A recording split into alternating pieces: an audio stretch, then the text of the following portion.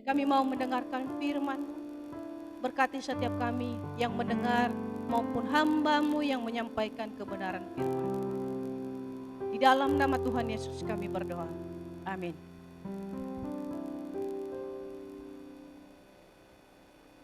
Shalom Bapak Ibu.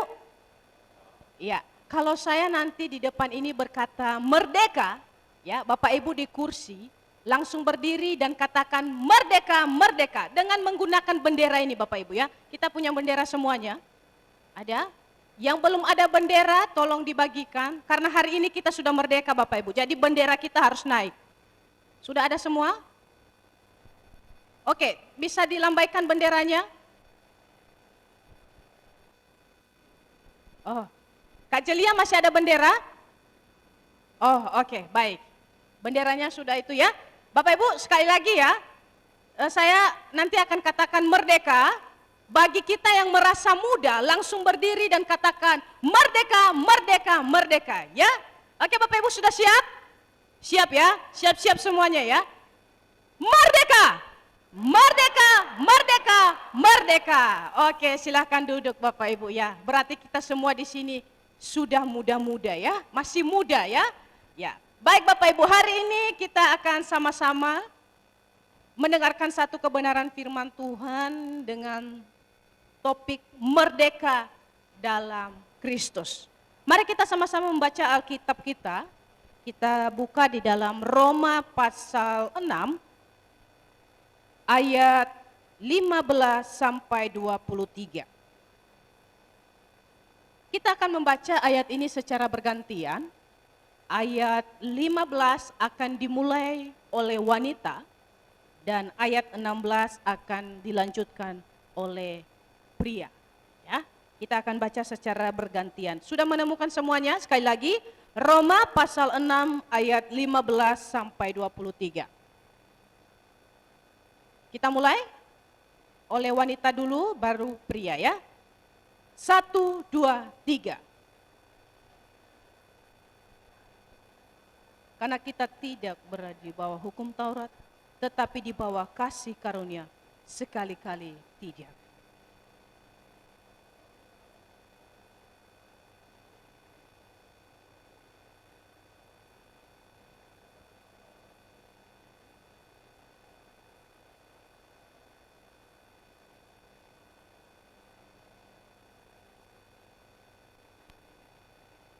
Tetapi syukurlah kepada Allah, dahulu memang kamu hamba dosa, tetapi sekarang kamu dengan segenap hati telah menaati pengajaran yang telah diteruskan kepadamu.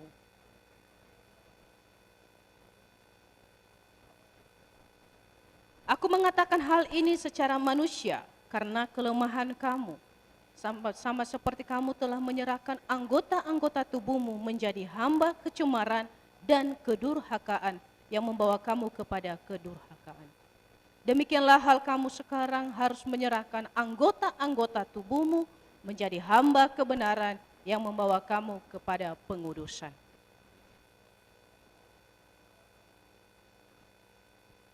Dan buah apakah yang kamu petik daripadanya? Semuanya itu menyebabkan kamu merasa malu sekarang. Karena kesudahan semuanya itu ialah kematian.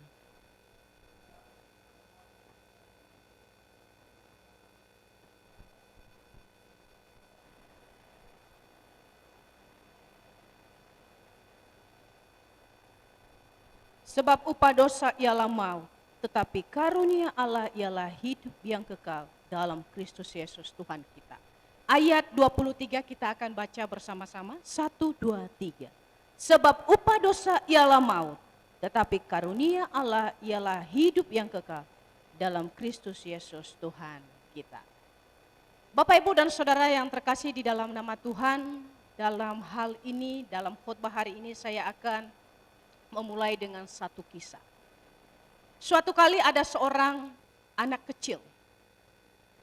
Anak kecil ini berumur 10 tahun. Anak kecil ini di usianya yang ke-12 tahun, dia harus kehilangan kedua orang tuanya. Dan biasanya di dalam tradisi orang tradisi keluarga anak kecil ini, kalau kedua orang tuanya meninggal dunia, maka anak kecil ini akan tinggal kepada saudara laki-laki ayahnya. Anak kecil ini kemudian tinggal di tempat saudara laki-laki ayahnya.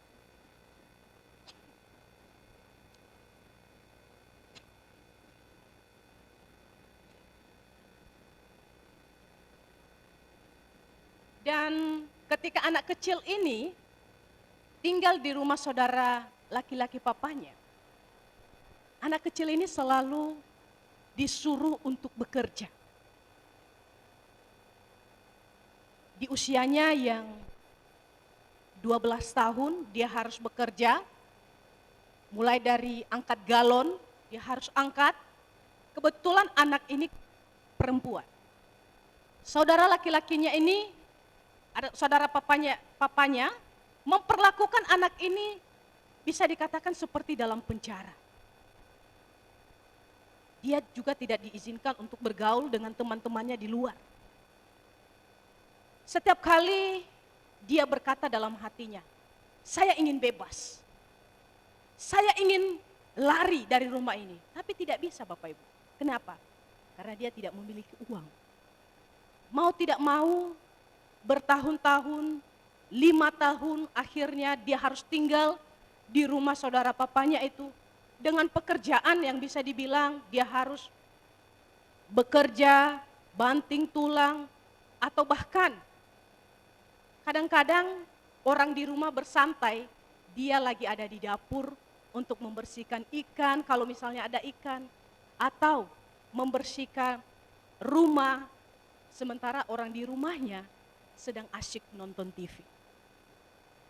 Kemudian anak ini sudah tidak tahan lagi.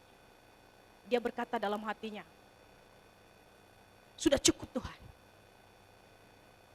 aku mau bebas. Apapun yang terjadi, saya mau bebas. Anak ini kemudian malam-malam Bapak Ibu, dia ambil tasnya, diisi bajunya. Setelah semua orang tidur, dia lewat jendela, dia lari dan kabur. Dia tidak tahu mau kemana, dia pengen bebas. Dan setelah dia bebas, dia ketemu dengan temannya yang dibilang perempuan PSK. Anak ini tidak tahu tujuan arah hidupnya. Dia berkata ketika ia keluar dari rumah, saya akan bebas. Saya sudah tidak akan disuruh lagi untuk bekerja. Saya bebas, saya hidup sesuka hati saya. Tidak ada aturan, saya bisa berteman dengan siapa saja. Saya mau apapun saya bisa. Tapi sangat disayangkan Bapak Ibu. Anak ini ketemu dengan orang yang salah. Akhirnya dia menjual dirinya untuk bisa mencukupi kebutuhan hidupnya. Ini adalah satu kisah nyata dari seorang teman saya. Dan dia berkata, saya tidak punya kehidupan. Dia berkata, dulu memang ketika saya tinggal di rumah saudara papa saya seperti dikekang. Saya seperti tidak bisa keluar. Saya diperlakukan seperti budak. Tapi sekarang saya berpikir bahwa ketika saya keluar, saya akan bebas, saya akan merdeka, melakukan segala sesuatu. Tapi dia jatuh. Justru dia semakin dikekang dan dia jatuh cinta kepada laki-laki yang justru bukan memerdekakan dia. Dia hidup di dalam kehidupan yang seolah-olah dikatakannya dalam hidup keluarga yang seperti neraka. Saya tidak tahu Bapak Ibu, apakah dia pernah ke neraka sampai dia mengatakan begitu. Tapi dia memberikan perkataan itu kepada saya. Sampai saya berkata begini, berarti saat ini kamu belum merdeka. Belum. Ketika saya berusaha untuk lari, saya berpikir saya sudah merdeka. Ternyata tidak. Saya justru semakin dikekang, bahkan saya tidak bisa ngapa-ngapain. HP pun setiap hari dicek, setiap hari diperiksa, saya belum merdeka. Bapak Ibu, dalam kehidupan kita juga seperti itu kadang-kadang. Kita tahu bahwa Indonesia telah merdeka. di situasi di mana kita dalam penjajahan. Para pahlawan kita berusaha berjuang sekeras mungkin supaya bangsa kita ini merdeka. Mereka bahkan memberikan nyawa mereka. Mereka tidak peduli. Bahkan mereka harus meninggalkan keluarga mereka. Demi apa? Demi kemerdekaan bangsa kita. Tapi saat ini, setelah bangsa kita ini sudah merdeka, apakah bangsa kita ini sudah benar-benar merdeka? Atau justru ketika kita merdeka, ada sekelompok orang yang justru menggunakan kemerdekaan ini untuk melakukan hal-hal yang tidak berkenan bagi Tuhan. Misalnya, saat ini ada begitu banyak orang yang korupsi. Berpikir bahwa saya sudah merdeka, saya bebas, saya tidak dijajah lagi oleh Belanda, saya tidak dijajah lagi oleh Jepang. Maka saya bebas menggunakan keuangan negara sesuka saya. Apakah demikian orang yang dikatakan sudah merdeka, Bapak Ibu? Akibatnya apa? Karena banyak pejabat-pejabat di negara kita yang korupsi. Pendidikan mungkin bagi anak-anak terlantar, atau bahkan banyak kemiskinan-kemiskinan yang terjadi di mana-mana. Apakah itu yang dimaksud dengan kemerdekaan? Di dalam kerohanian kita, orang Kristen juga demikian. Kita berkata bahwa Kristus telah mati bagi saya. Kristus telah memberikan dirinya untuk saya. Maka sekarang saya sudah merdeka. Saya bebas melakukan apa saja. Seperti di ayat 15 dikatakan begini Bapak Ibu. Jadi bagaimana? Apakah kita akan berbuat dosa karena kita tidak berada di bawah hukum Taurat, tetapi di bawah kasih karunia? Firman Tuhan berkata, sekali-kali tidak. Jemaat Roma pada saat itu Bapak Ibu memiliki satu pemikiran begini. Saya sudah diselamatkan oleh Kristus. Saya sudah tidak lagi di bawah hukum Taurat. Ya, yang menjamin bahwa saya itu bisa masuk surga melalui kalau saya taat kepada hukum Taurat. Tapi sekarang saya sudah ditebus oleh darah Kristus. Saya sudah merdeka. Merdeka melakukan apa saja. Bebas melakukan apa saja. Apapun yang saya mau, saya merdeka. Firman Tuhan berkata, sekali-kali tidak. Benar Kristus telah memberikan kita anugerah keselamatan yang begitu besar. Tetapi itu bukan menjadi alasan bagi kita. Oh nanti saya mencuri, toh nanti saya datang ke gereja Tuhan akan ampuni saya. Saya bergosip, saya ceritakan orang lain, toh nanti di gereja ada pengampunan dosa, Tuhan pasti ampuni.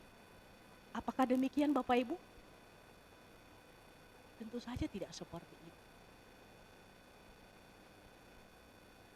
Kemerdekaan yang Tuhan nyatakan bagi kita adalah Tuhan telah memberikan kita keselamatan, anugerah, maka harusnya kita tidak lagi hidup di dalam dosa itu.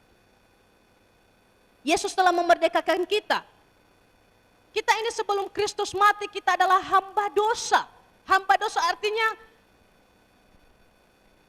kita hidup sesuai dengan keinginan-keinginan di dalam diri kita atau keinginan daging kita. Di dalam Roma ini kita akan melihat ada banyak 7 kali dikatakan kata hamba. Dan ini adalah kunci Bapak Ibu ya. Kita ini adalah hamba. Namun yang menjadi pertanyaannya kita hambanya siapa? Ya, hambanya siapa? Di dalam bahasa aslinya hamba itu adalah doulos. Yang kata ini diterjemahkan sebagai budak Bapak Ibu. Kita itu bukan siapa-siapa. Kita itu hanya manusia biasa. Dan seorang budak harus tunduk kepada sang tuannya.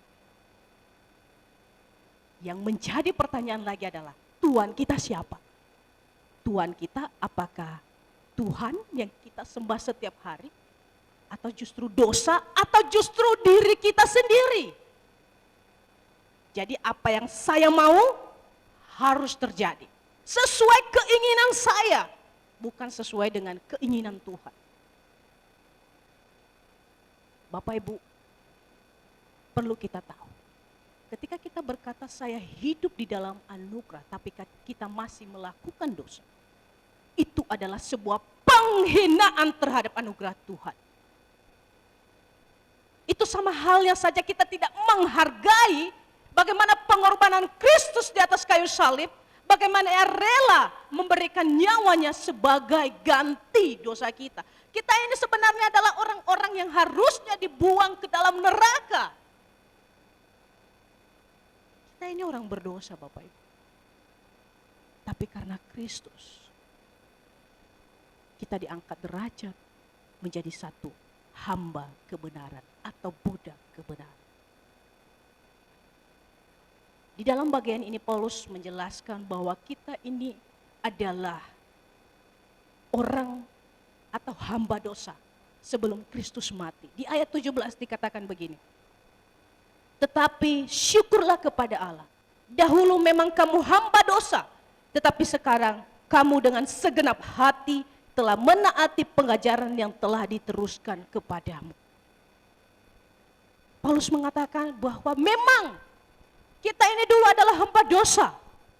Tetapi ketika kita percaya bahwa Kristus telah mati, maka kita bukan lagi hamba dosa, melainkan hamba kebenaran.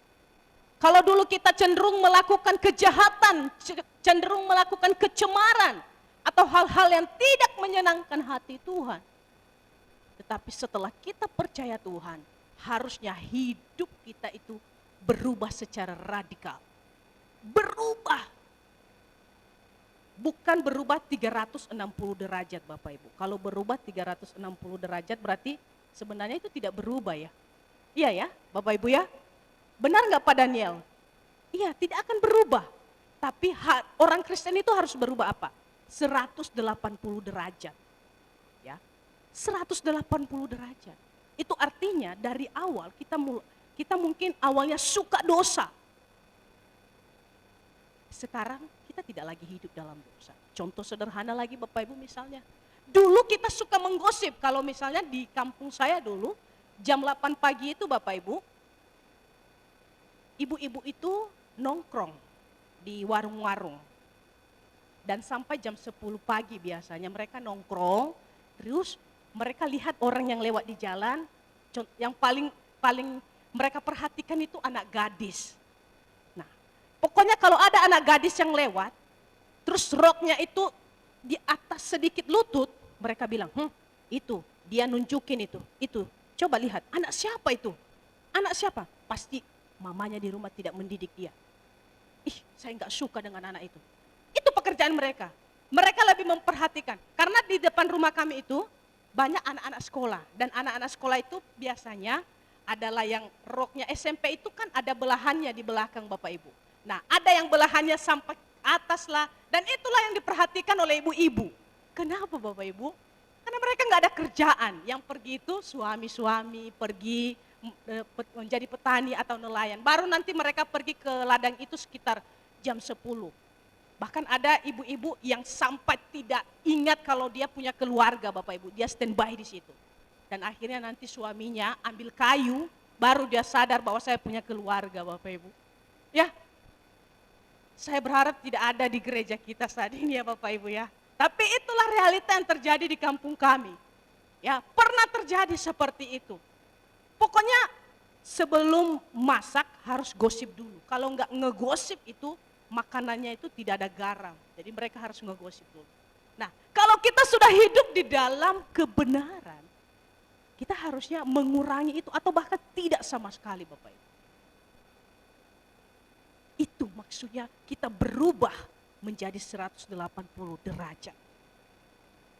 Bapak Ibu, di dalam kehidupan kita ini Tuhan memberikan kita anugerah yang begitu banyak.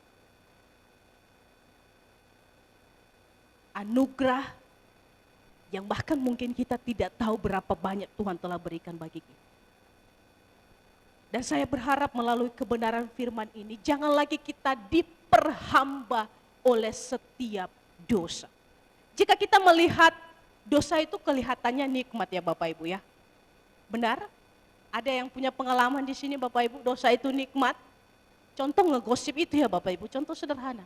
Jadi kalau kita ngegosip kan teman kita bilang, oh iya kamu itu benar sekali, iya. Sambil sahut-sahutan kan Bapak Ibu ya. asik rasanya, nikmat.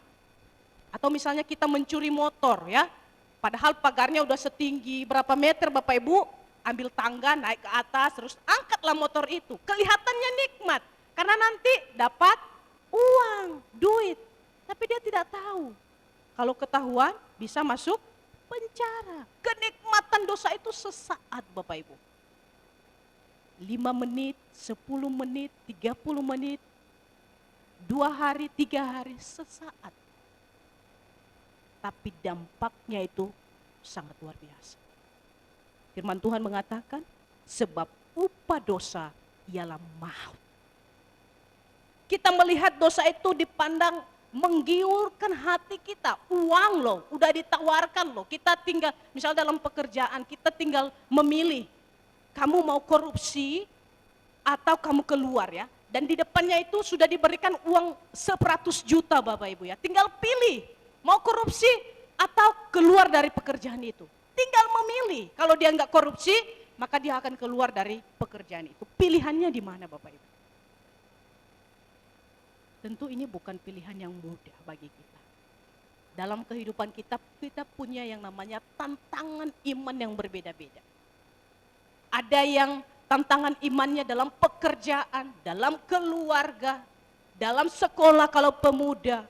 Saya perlu mencontek enggak ya, ini ujian saya mau dapat nilai bagus.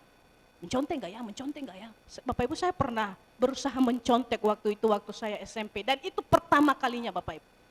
Saya sudah menyediakan contekan itu banyak sekali Bapak Ibu. Segini ya, saya tulis lagi di sini. Tiba-tiba saya paling duduk di paling belakang. Ketika saya mau membuka, karena baru pertama Bapak Ibu, saya bukanya begini-begini. Tuhan tolong. Terus teman di depan bilang, Sinta buka. Sabar, tunggu dulu. Sampai akhirnya Bapak Ibu saya marah. Karena kertasnya itu nggak kebuka-kebuka, karena saya nggak pernah mencontek sebelumnya. Sampai akhirnya saya bilang, terserahlah Tuhan nilaiku berapa saya buang kertas itu. Baru kertas saya itu diambil lagi sama teman saya. Dan benar Bapak Ibu, itu semua ada di situ. Kenapa? Sebelum kami ujian ada kisi-kisinya. Kisi-kisinya itu semua akan keluar di ujian itu. Perbedaannya cuma nomornya saja. Sejak saat itu Bapak Ibu nilai saya 0, itu kebetulan bahasa Inggris Bapak Ibu. 0, dan saya tidak mencontek lagi. Mulai dari situ saya tidak, karena kenapa? Saya tidak terbiasa melakukan itu. Tapi orang yang hidup di dalam dosa Bapak Ibu, membuka kertas ini udah kayak gini aja Bapak Ibu. Karena beberapa kali saya lihat teman-teman saya begitu. Mereka buka, ya santai, ada yang di dalam dasi, ada yang di pahanya, ya ampun banyak sekali. Dia buka pelan-pelan itu pahanya.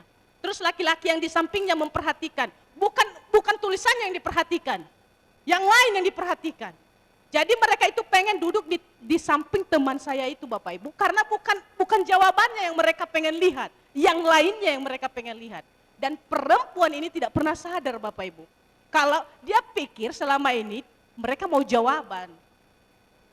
Baru ketika kami lulus, cowok itu ngaku lah sama cewek itu. Dia bilang, saya berterima kasih sepanjang beberapa tahun kamu melakukan hal seperti ini. Ya ampun, di situ dia sangat malu. Perempuan itu sangat malu Bapak Ibu, dan kami juga yang melihat itu sangat malu.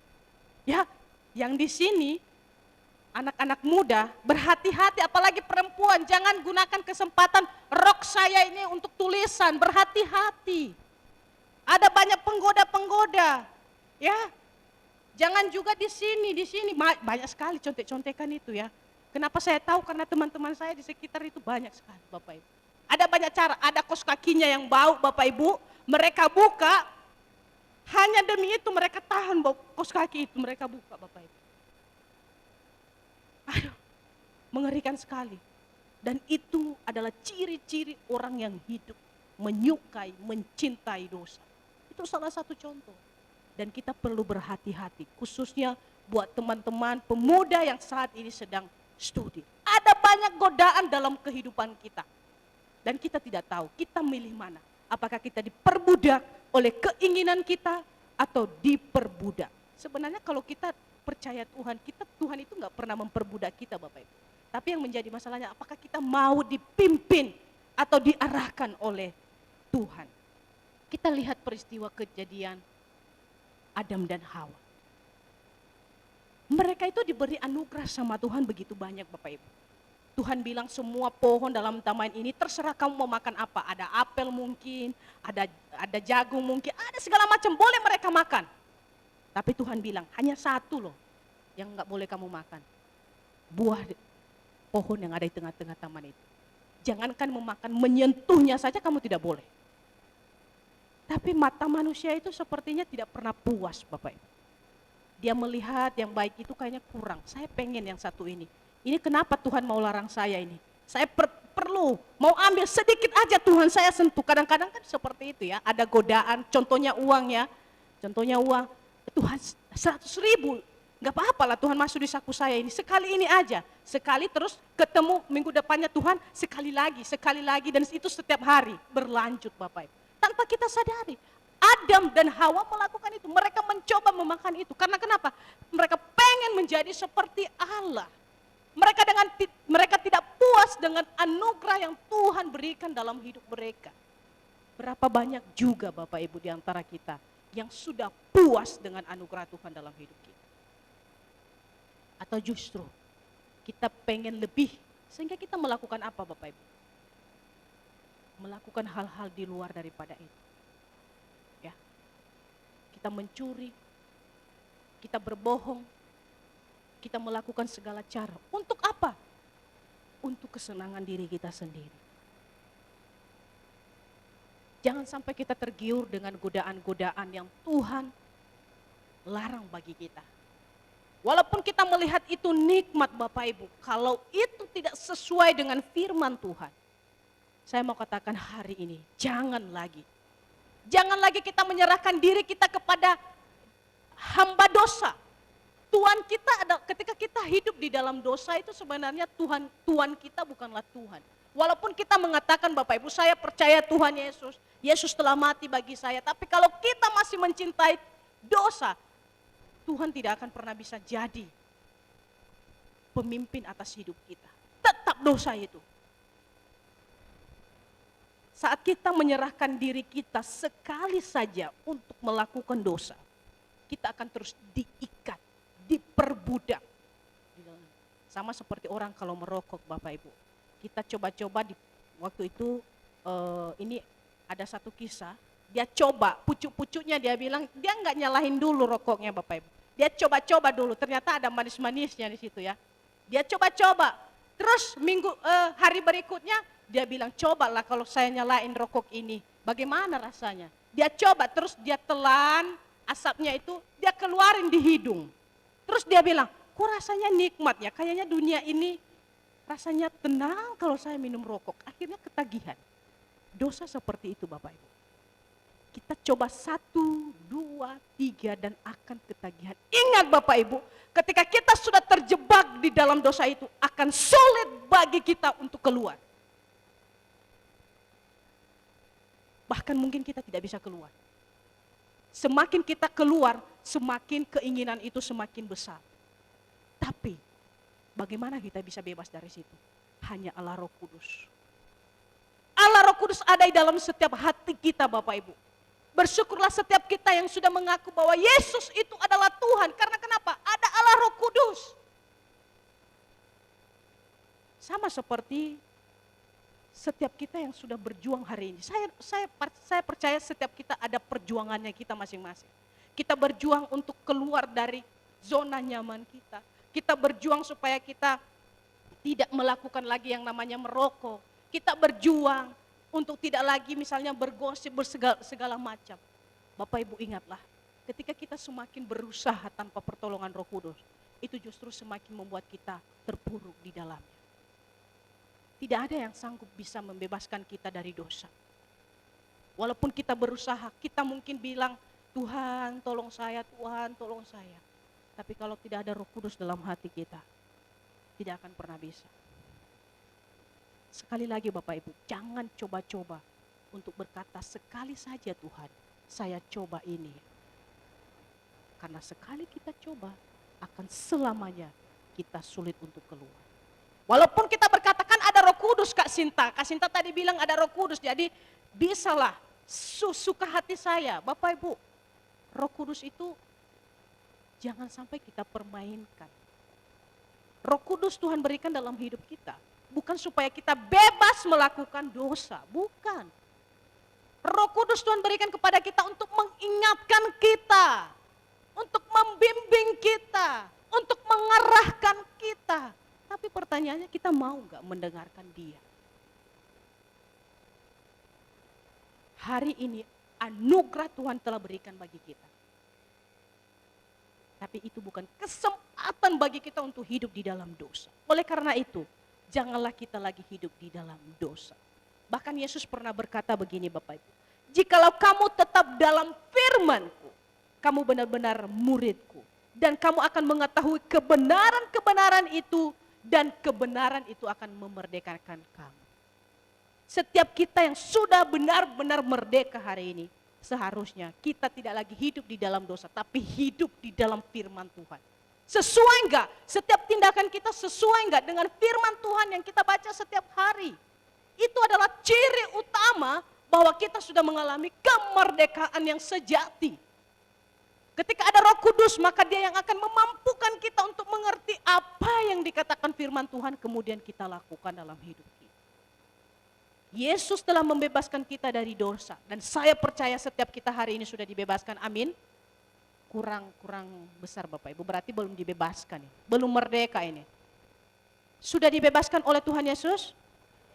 Iya, puji Tuhan ya. Karena kadang-kadang kalau kita bilang amin, kayaknya ragu-ragu, saya udah merdeka atau belum ya? Saya udah merdeka atau belum ya? Karena saya masih hidup dalam dosa, Kak Sinta. Jadi saya nggak yakin saya sudah merdeka. Bapak Ibu, ketika kita merdeka dari dosa, itu bukan langsung otomatis kita berhenti, udah tidak berdosa lagi. Itu namanya kalau kita berhenti untuk berbuat dosa Bapak Ibu, kita udah gak ada di dunia ini. Berarti nyawa kita sudah tidak ada, jadi kita gak ngapa-ngapain lagi. Selama kita ada di dunia, akan selalu ada godaan. Perbedaannya adalah apakah kita mau hidup di dalam dosa itu, atau justru kita keluar dari dosa itu dan melakukan sesuai dengan kehendak Tuhan. Mari kita ingat, kalau kita adalah orang merdeka, kita hidup sesuai dengan apa yang dikatakan firman Tuhan. Dan Yesus sendiri mengatakan demikian. Jikalau kamu tetap hidup dalam firman-Ku, kamu benar-benar adalah murid. Jadi jangan lagi kita cari apa sih ciri-ciri kemerdekaan, Kak Sinta. Cuma satu Bapak Ibu, kita sudah hidup enggak melalui kebenaran firman Tuhan ini? Ketika kita hidup sesuai dengan firman Tuhan, itu artinya kita menyerahkan seluruh hidup kita kepada Tuhan. Apapun situasinya. Walaupun ini bukan hal yang mudah, saya percaya itu. Apakah hamba Tuhan juga ketika dia sudah percaya Tuhan, langsung dia suci, dia langsung tidak berdosa? Pasti tidak Bapak Ibu. Hamba Tuhan siapapun dia, baik pastor sekalipun Bapak Ibu, pasti ada. Tapi perbedaannya ketika ia berdosa, dia langsung menyadari, ini salah Tuhan, ampuni saya tidak sanggup melakukan itu. Tolong saya Tuhan. Saya ingat satu hamba Tuhan yang pernah di sini sama kita. Dia bilang begini, Sinta, saya itu berencana untuk jemaat ini ada gelang. Jadi ditulis satu kata-kata di situ, mungkin pengingat, Yesus telah mati bagi saya. Jadi setiap kali saya berbuat dosa, dia ingat gelang itu. Saya nggak tahu apakah itu sudah terwujud atau tidak Bapak Ibu. Tapi Bapak Ibu bisa melakukan itu. Kalau susah sekali, bolehlah Bapak Ibu. Tapi jangan juga Bapak Ibu, kita menggunakan itu sebagai mantra ya Bapak Ibu ya. Jadi setiap kali melakukan sesuatu kita baca doa, Yesus juru selamatku, Yesus juru selamatku. Jadi apapun kita lakukan langsung kita baca mantra. Jangan juga Bapak itu bukan mantra, tapi sebagai pengingat bagi kita bahwa Kristus telah mati bagi kita. Jadi jangan lagi kita hidup dalam dosa. Tetapi biarlah kita hidup menghambakan diri kepada Allah. Ketika kita sudah tidak lagi hidup di dalam dosa, maka yang menjadi Tuhan kita bukan diri kita sendiri lagi, melainkan Tuhan. Hidup merdeka dalam Kristus berarti hidup menjadi hamba Allah. Wah, hamba Allah Kak Sinta, berarti saya harus jadi hamba Tuhan. Bukan Bapak. Kita ini semua adalah hamba Tuhan. Hamba Tuhan. Maka kita harus taat kepada otoritas tertinggi itu. Otoritas tertinggi kita siapa? Yaitu Allah. Ketika kita seorang hamba Bapak Ibu, kita tidak punya pilihan. Kita hanya mengikuti apa yang mau dikehendaki oleh Tuhan kita, yaitu Allah. Jadi kalau kita mengatakan, kita bertanya lagi sama Tuhan, berkata, Tuhan boleh nggak saya korupsi? Tuhan pasti bilang jangan korupsi. Kita nggak perlu bertanya hal itu sama Tuhan lagi. Ketika kita hidup di dalam, ketika kita menyerahkan diri kita menjadi hamba Allah, maka pasti semua yang baik itulah yang ingin Tuhan mau kita lakukan dalam hidup kita. Lakukanlah pekerjaan baik yang telah Allah persiapkan dalam setiap kehidupan kita. Setelah kita merdeka, maka harusnya kita menyesali setiap dosa-dosa kita. Di ayat 23 dikatakan begini Bapak Ibu. Ayat 20 sampai 23. Sebab waktu kamu hamba dosa, kamu bebas dari kebenaran. Dan buah apakah yang kamu petik daripadanya? Semuanya itu menyebabkan kamu merasa malu sekarang. Karena kesudahannya semua itu ialah kematian. Bapak Ibu artinya apa? Ketika kita hidup menyerahkan diri kita sama Tuhan, kita melihat diri kita dalam-dalam, kita akan tahu bahwa kita sebenarnya tidak pernah layak di hadapan Tuhan. Kita selidiki, Tuhan, ketika saya melayani Engkau, sebenarnya saya tidak layak Tuhan, tapi layakkan saya hari ini. Kita lihat kedalaman hati kita. Ketika kita mau menjadi hambanya Allah, maka kita punya satu penyesalan akan dosa. Baru muncul pertobatan. Baru muncul buah-buah dari pertobatan itu. Mari kita belajar dari kisah Petrus. Ketika ia tahu ia melakukan kesalahan, ia menyesal, ia sadar bahwa apa yang dilakukannya itu salah. Ia kembali kepada Tuhan meminta ampun, menolong dia dan Tuhan pun mengubah dia. Kadang-kadang kita tahu kita salah Bapak Ibu, tapi kita tidak mau datang sama Tuhan. Ya udahlah saya salah hari ini, biarkan berlalu. Sama seperti Yudas Iskariot. Dia tahu apa yang dia lakukan itu salah, tapi dia memilih untuk bunuh diri. Dia ngerasa bahwa dirinya tidak layak, itu benar, dia merasa dirinya tidak layak. Tapi apa kesalahannya? Dia tidak kembali kepada Tuhan yang penuh kasih itu. Mari Bapak Ibu, jangan lagi kita diperbudak oleh dosa. Tema kita hari ini adalah merdeka dalam Kristus. Kalau kita merdeka dalam Kristus, maka kita hidup sesuai dengan firman Tuhan. Dan kemudian kita menyesali dosa dan hidup dalam pertobatan. Dan menaklukkan diri sepenuhnya kepada Allah. Tunduk sepenuhnya kepada perintah Tuhan. Walaupun sekali lagi saya katakan tidak mudah. Tapi ada Roh Kudus yang memampukan kita melewati semua itu. Biarlah firman Tuhan pada hari ini mengingatkan kita bahwa kita telah merdeka oleh Kristus. Bapak Ibu sekali lagi, saya akan katakan di sini merdeka, siap-siap untuk berdiri ya Bapak Ibu ya. Semuanya siap-siap ya. Benderanya tolong dipegang Bapak Ibu karena kita sudah merdeka ya. Merdeka dalam Kristus dan merdeka juga di negara kita ya. Sudah? Siap-siap ya Bapak Ibu ya. Yang merasa dirinya muda harus lebih semangat. Ya. Merdeka! Oke, silakan duduk Bapak Ibu. Mari kita bersatu di dalam doa. Terima kasih Tuhan untuk firman Tuhan pada hari ini yang mengingatkan kami bahwa Tuhan telah mati bagi kami. Maka itu tidak menjadi alasan bagi kami untuk terus hidup dalam dosa. Justru ini menjadi kesempatan bagi kami untuk berjuang bersama dengan Engkau, untuk hidup seturut dengan kehendak. Mampukan kami Allah Roh Kudus yang ada di dalam hati kami, supaya kami hidup seturut dengan firman Tuhan. Terima kasih Tuhan, dalam nama Tuhan Yesus kami berdoa. Amin.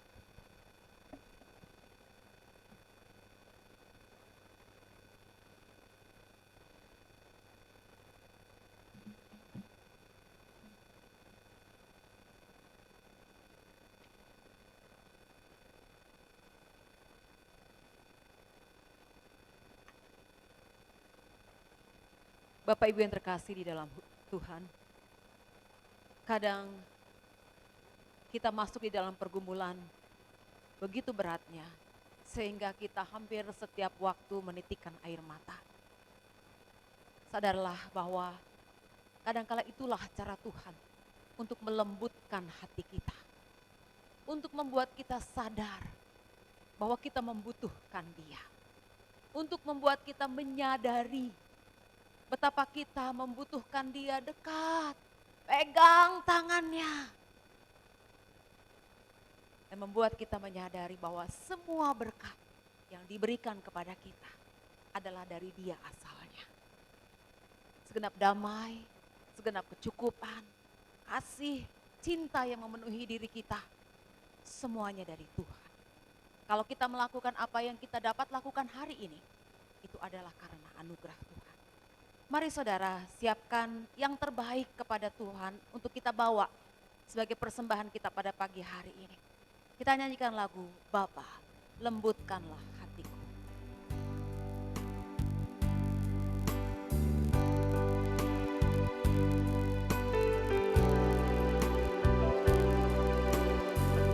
Pada saat referen nanti, Bapak Ibu bisa maju ke depan dan meletakkan persembahan. Bapa, lembutkanlah hatiku untuk dapat lebih mengasihi-Mu. Bapa, bentuklah diriku untuk dapat menjadi saksi-Mu dan mengerti rencana-Mu di dalam hidupku. Jadikan aku semakin indah di hadapan-Mu. Terima kasih Yesusku, terima kasih Yesusku. Puji syukur hanya bagi Tuhanku. Terima kasih Yesusku, terima kasih Yesusku. Puji syukur hanya bagi Tuhanku. Saya persilahkan Bapak Ibu maju ke depan. Bawa dengan hormat persembahan Bapak Ibu ke depan. Lembutkanlah hatiku untuk dapat lebih mengasihi-Mu. Bapa, bentuklah diriku untuk dapat menjadi saksi-Mu dan mengerti rencana-Mu di dalam hidupku. Jadikan aku semakin indah di hadapan-Mu. Terima kasih Yesusku, terima kasih Yesusku. Puji syukur hanya bagi Tuhanku. Terima kasih Yesusku, terima kasih Yesusku. Puji syukur hanya bagi Tuhanku. Terima kasih. Saya mengajak kita sekalian untuk bangkit berdiri. Katakan dengan hati yang sungguh-sungguh terima kasih kepada Tuhan. Terima kasih Yesusku, terima kasih Yesusku. Puji syukur hanya bagi Tuhanku.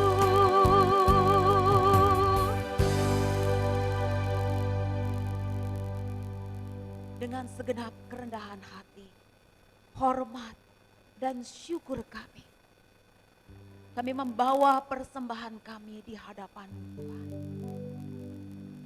Terimalah persembahan ini, karena inilah yang menjadi bagian dari hidup kami sebagai tanda penyerahan diri kami kepada Engkau. Bapa, kiranya Engkau memberkati persembahan ini, menerimanya, dan jadikanlah sebagai sukacita bagi gerejamu berkembang. Bapa, kami bersyukur kepadamu untuk kesempatan ini. Di dalam namamu Tuhan Yesus kami berdoa. Amin. Silahkan duduk Bapak Ibu. Kita akan sebentar menutup dengan doa syafaat yang akan disampaikan oleh Evangelis Sinta Lestari. Kita akan nyanyikan sebelumnya lagu Berikan pada Kami Hati yang Mengasihi.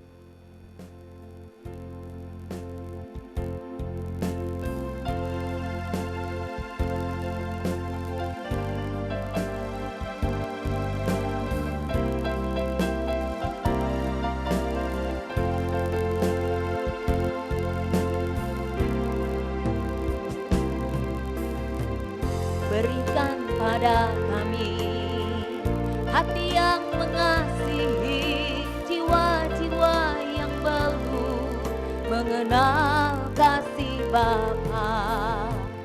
Mereka yang dalam gelap, mereka yang tersesat, hati kami iba seperti hatimu Yesus.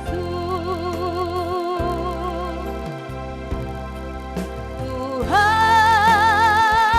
ini tugas kami, beri keberanian bagi kami. Taruhlah roh yang rela melayani dan menyenangkan hati Tuhan, itu yang kuingini. Sekali lagi, berikan pada kami hati yang mengasihi, jiwa-jiwa yang belum mengenal kasih Bapa. Mereka yang dalam gelap, mereka yang tersesat, hati kami iba seperti hatimu Yesus.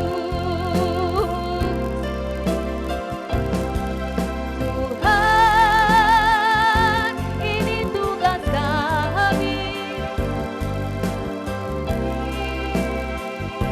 keberanian bagi kami. Taruhlah orang yang rela melayani dan menyenangkan hati Tuhan, itu yang kuingin. Tuhan, ini tugas kami, ini tugas kami. Keberanian bagi kami. Saya mengundang Bapak Ibu untuk bangkit berdiri. Taruhlah roh yang rela melayani dan menyenangkan hati Tuhan, itu yang kuingini.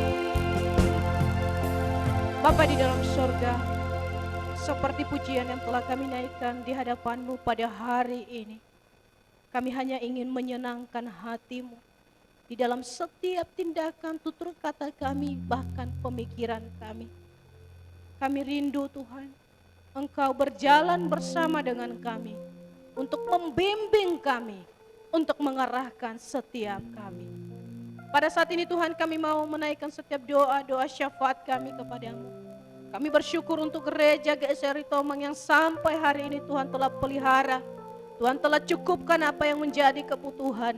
Bahkan Tuhan, terima kasih untuk setiap jemaat-jemaat Tuhan yang masih Tuhan berikan untuk tetap setia untuk bergereja bersama-sama dengan kami saat ini. Tuhan, kami berdoa untuk setiap jemaat-jemaat-Mu. Mungkin saat ini ada yang sedang bergumul dalam kebutuhan finansial, ada yang sedang bergumul dalam mencari pekerjaan. Bahkan mereka tidak tahu Tuhan kepada siapa mereka harus mengadu, apa dan bagaimana langkah mereka selanjutnya. Tuhan, kami percaya sekalipun manusia menutup pintu, tapi Tuhan akan memberikan jalan keluar. Walaupun kami tidak tahu kapan itu Tuhan, tapi kami percaya Tuhan akan menolong setiap jemaat-jemaat-Mu Tuhan. Bapa di dalam surga, kami juga berdoa menyerahkan untuk kebutuhan keyboard gereja yang saat ini masih memerlukan dana Tuhan. Dan kami berdoa untuk setiap anak-anak Tuhan yang sudah memberikan persembahan.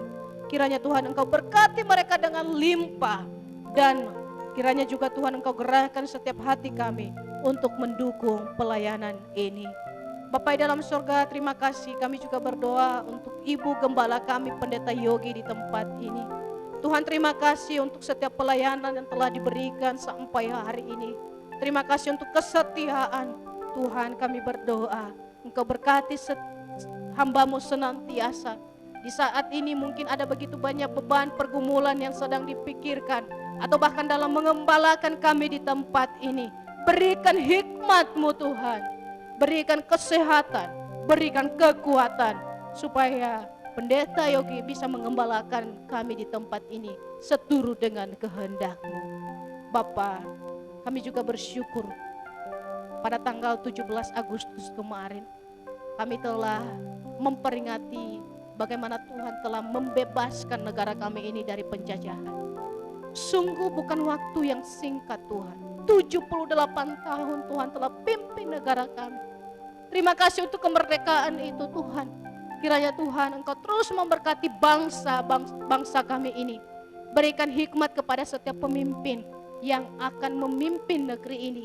Terlebih kami berdoa untuk pemilu tahun 2024 ke depannya.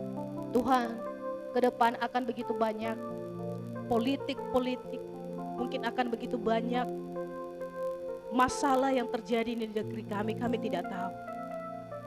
Tapi kami percaya Tuhan, di masa-masa pemilihan presiden atau wakil presiden ke depan ini Tuhan akan pimpin. Terlebih Tuhan, setiap calon-calon yang sudah dipilih atau sudah ditentukan, biarlah mereka orang-orang yang takut akan Engkau, yang mengutamakan keadilan, yang mengutamakan kebenaran-Mu Tuhan, sehingga negeri ini bisa menjadi negeri yang damai. Karena kami percaya Tuhan ada di tengah-tengah negeri kami.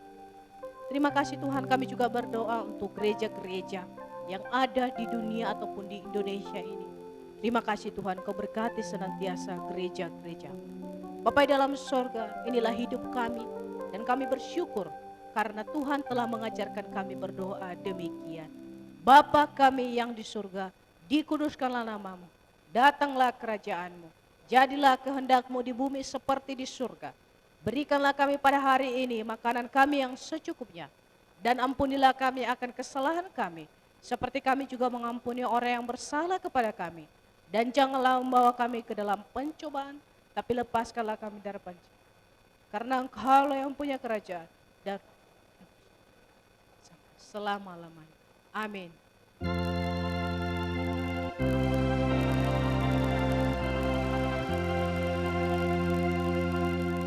Bagi Bapa, Anak dan Roh, puji, hormat dan mulia, dulu sekarang tak berubah, hingga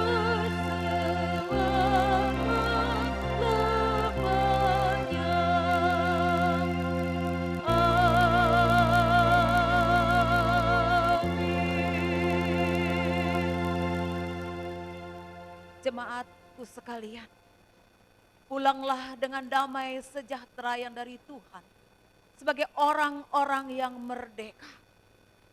Karena anugerah dari Allah Bapa, kasih dan cinta dari Tuhan kita Yesus Kristus, pimpinan dan tuntunan dari Allah Roh Kudus menyertai saudara sekalian mulai hari ini bahkan sampai Maranatha. Amin.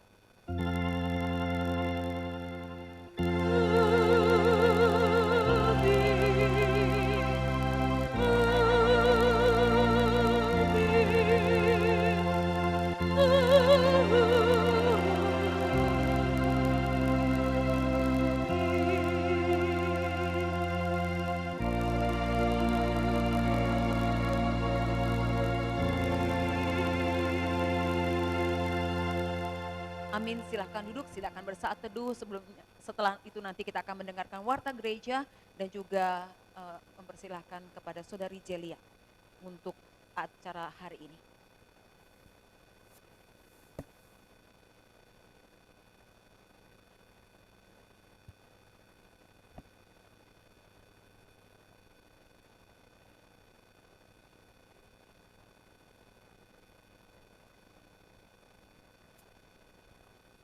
Shalom, selamat pagi menjelang siang.